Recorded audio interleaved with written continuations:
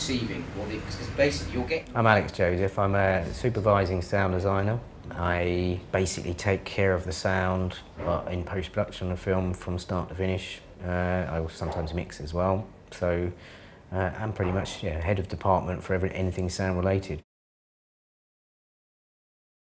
On some projects it will be as early as script stage. Ideally that's how it should be, so you read the script, you understand what the directors and producers are trying to do, and you come up with a lot of your ideas before you've even seen any picture or before anything's shot.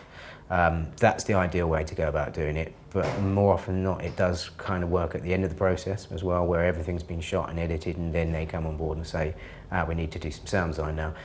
That does happen, not the ideal way to do it, but it does happen quite often.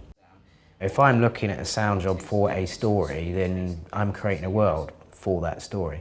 And what I like about it is that world doesn't always have to be a real world. It doesn't have to mirror the real world we live in. It can be an aberration of the real world. So, and that for me is, I think, what I get most out of is the fact that what I do can create a massive difference in the comprehension of what that film's trying to do.